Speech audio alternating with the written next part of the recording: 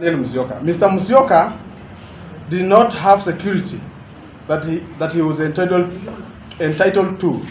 If he had a bodyguard, he would have been with him at all times and possibly saved his life. If the OCS and OCPD had assigned Mr. Musyoka a bodyguard as required, I challenge them to give the media the name of the bodyguards. The OCS and OCPD Embakasi allowed criminals to access Embakasi Tallying Center at East Africa Aviation School against the law.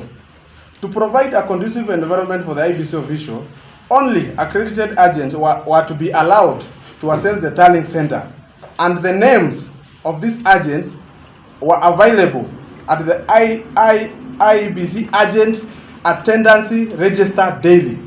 At one point, the deputy RO noticed the presence of intruders and tried to eject them from the tallying center. However, Babu Owino stopped the RO. Babu Owino had entered the tallying center accompanied by a battalion of unsuspicious individuals. Once inside, Babu Owino went ahead to pressure the RO, the late Mr. Musyoka, to doctor the result and demand Mr. Musyoka rejected.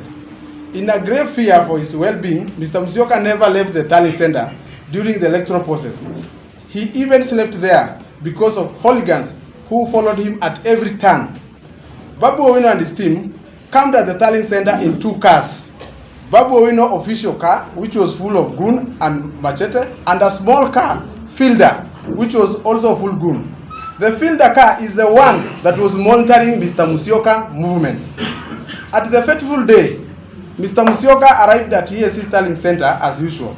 At around 9:30 a.m., Mr. Musyoka noticed something unusual and asked to take a short break to make a call. What did Mr. Musyoka see at the Tallying Center that made him to excuse himself to make a call? There is sufficient reason to believe there is a connection between his murder and illegal access to the Tallying Center. I demand a thorough investigation to be carried out so that Mr. Daniel Musyoka family can get justice. The reason why I came public is because the Embakasi police people, led by the OSPD, if they acted and they protected Mr. Musyoka could be alive. That's why I'm requesting this case be taken to CID headquarters, because there are so many people willing to talk, but they are scared. Number 2, Mr. Musyoka, all the candidates, including my friend here, Mr. Omwenga, he was a candidate for parliamentary seat. Mr. Musyoka was a straightforward man. He's a man you cannot compromise.